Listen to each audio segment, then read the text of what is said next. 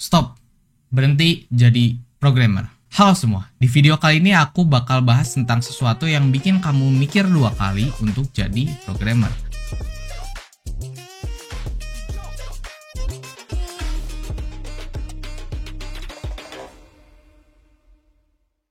Belakangan ini aku dapat banyak banget pertanyaan seputar programming yang seharusnya gak usah ditanyain. Pertanyaan-pertanyaan kayak bagaimana membuat A, B, C, bahasa pemrograman apa saja yang harus dikuasai untuk bekerja di big tech company, apa perbedaan dari bahasa A dan juga bahasa B, dan mana yang lebih menghasilkan, dan masih banyak lagi.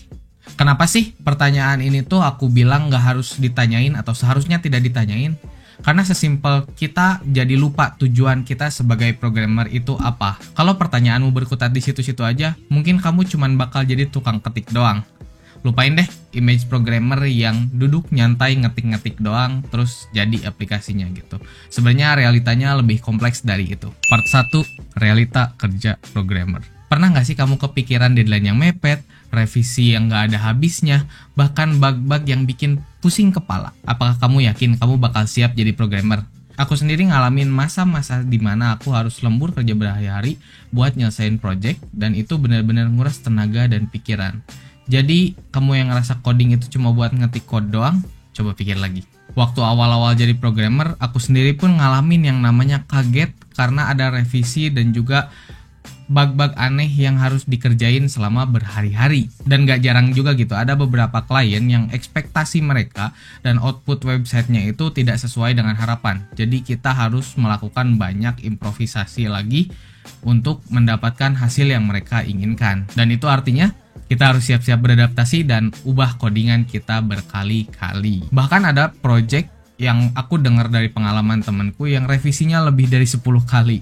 Itu tuh nguras banget tenaga, pikiran, dan juga mental. So, be prepared. Part 2, coding sebagai alat bukan tujuan akhir. Coding itu cuma salah satu alat. Seorang programmer yang benar-benar programmer harusnya punya skill problem solving yang kuat, bisa mikir kreatif, dan mampu berkomunikasi dengan baik. Misalnya di dalam satu project, gak jarang kita harus berdiskusi dengan tim desain, tim marketing, bahkan juga dengan klien langsung.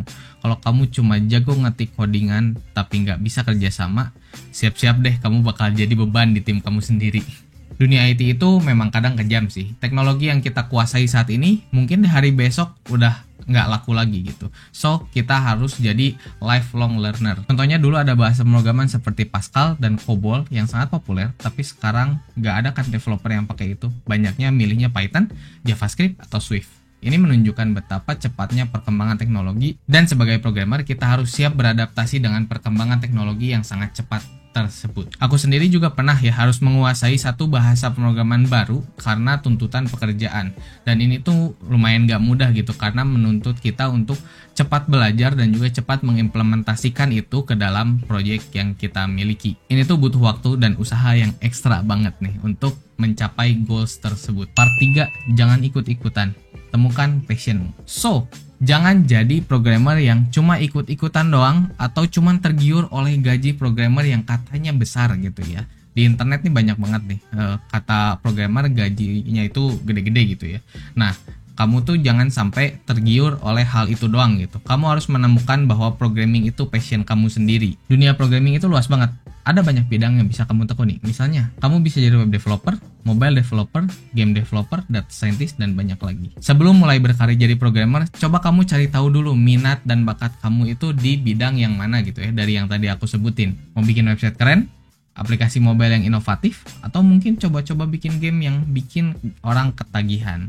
Ini bisa ditemuin seiring kita belajar programming itu sendiri gitu ya. Jadi perlu waktu, perlu kita bikin beberapa project untuk kita nemu kita nyamannya ada di mana gitu. Misal ketika kamu bikin website dan kamu tertarik dengan hal itu, ya silahkan jadi web developer.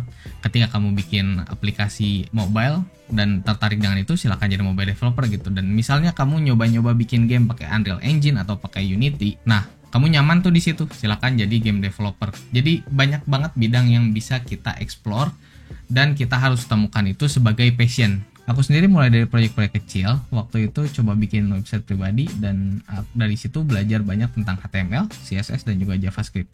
Proyek kecil itu juga ngebantu aku buat portofolio yang akhirnya ngebantu dapat kerjaan pertama aku. Part 4, tips dan trik untuk calon programmer. Nah, buat kamu yang mau serius jadi programmer, ada beberapa tips yang bisa aku kasih. Pertama, belajar dasar-dasar. Mulai dengan memahami dasar-dasar pemrograman seperti algoritma, struktur data, dan logika pemrograman.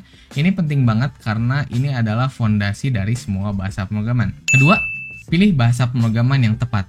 Pilihlah bahasa pemrograman yang sesuai dengan minat dan tujuan kamu. Misalnya, kalau kamu tertarik dengan web development, belajar HTML, CSS, dan JavaScript adalah langkah yang tepat. Kalau kamu tertarik dengan data science, Python mungkin bahasa pemrograman yang sangat cocok untuk bidang tersebut gitu. Ketiga, bergabung dengan komunitas. Bergabung dengan komunitas programmer dapat sangat membantu.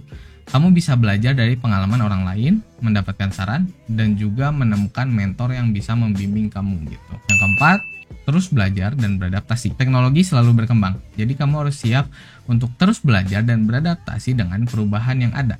Jangan takut untuk mencoba teknologi baru dan keluar dari zona nyaman kamu. Yang kelima, buat proyek pribadi. Nah, ini tuh penting banget buat seorang programmer karena seorang programmer itu perlu yang namanya portofolio.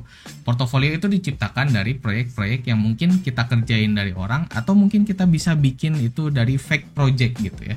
Kita cari di internet fake project, terus ada brief fake-nya juga gitu. Terus kita bikin itu jadi sebuah aplikasi, website atau apapun itu gitu. Nah, itu tuh penting banget buat kita show kalau kemampuan kita itu bisa bikin aplikasi A, B, C dan lain sebagainya. Yang keenam, jaga keseimbangan hidup. Meskipun jadi programmer bisa sangat menyita waktu, jangan lupa keseimbangan hidup antara istirahat, olahraga, dan juga bersosialisasi. Karena itu tuh komponen penting juga dalam kehidupan kita gitu ya. Jangan cuman begadang depan komputer doang gitu. Penutup, kunci sukses jadi programmer adalah menemukan passion kamu. Kalau kamu ngerjain sesuatu yang kamu suka, biasanya kerja keras pun akan terasa menyenangkan. Aku sendiri mulai belajar programming karena aku suka bikin hal-hal baru dan nyari solusi buat masalah-masalah yang ada. Rasanya satisfying banget gitu ketika kita berhasil men-solve sebuah problem yang nyata dan terjadi di industri gitu. So, jangan takut mencoba hal-hal baru dan keluar dari zona nyaman kamu. Jadi programmer itu pilihan, bukan kewajiban. Kalau kamu punya passion, siap kerja keras dan juga punya daya juang yang tinggi, go for it. Silahkan kejar cita-citamu sebagai seorang programmer tersebut. Tapi, kalau kamu cuma mau ikut-ikutan dan tergiur karena gaji programmer doang, mending cari field lain deh gitu. Hidup kamu terlalu berharga untuk sia-siain waktu cuman jadi tukang ketik doang. Setuju sama aku? Jangan lupa share ke teman-teman kamu yang cita-citanya pengen jadi programmer. Dan jangan lupa subscribe, kita ketemu di video lain. Cheers!